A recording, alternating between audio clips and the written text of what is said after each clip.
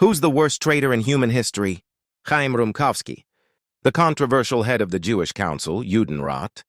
in the Łódź ghetto during the Holocaust,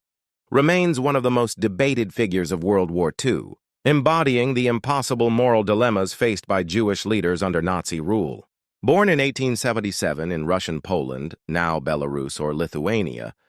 Rumkowski was a businessman and Zionist activist before the war,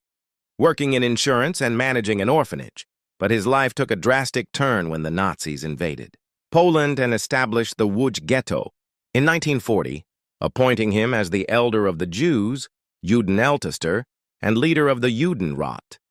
a position that forced him into the horrific role of mediating between the Nazis and the ghetto's imprisoned Jewish population. His leadership was marked by a brutal pragmatism, as he enforced Nazi orders, organized forced labor in textile factories, and managed food rationing, all in the hope that making the ghetto economically valuable would prevent its destruction, a strategy that initially delayed mass deportations but also prolonged suffering and fueled accusations of collaboration. The most infamous moment of his tenure came in 1942,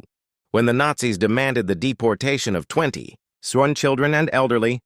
Jews to Chelmno extermination camp. In response, Rumkowski delivered a chilling speech urging parents to surrender their children for the greater good of the ghetto, a moment that has since been scrutinized as either an act of cold-blooded betrayal or a desperate attempt to save as many lives as possible under unimaginable duress. Critics argue that Rumkowski ruled the ghetto like a dictator, wielding his own police force, issuing currency with his own face, and showing favoritism to those close to him, while survivors' accounts accuse him of sending the weak and vulnerable to their deaths to preserve productive workers, a charge that paints him as a willing participant in Nazi genocide. Yet defenders contend that he had no real power to resist the Nazis and that his decisions,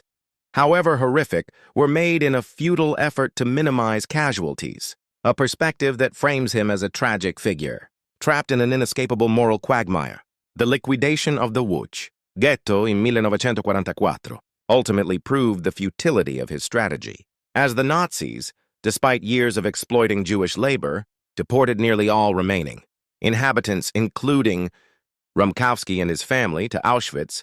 where he was likely killed. Immediately upon arrival in August 1944, a grim end that underscores the Nazis' ultimate betrayal of even those who cooperated. His legacy remains a subject of intense historical and ethical debate, with some comparing him to other Judenrat leaders like Adam Czerniaków of the Warsaw Ghetto, who chose suicide over compliance, while others view him as a cautionary tale of the corrupting nature of power and the impossible choices imposed by totalitarian regimes.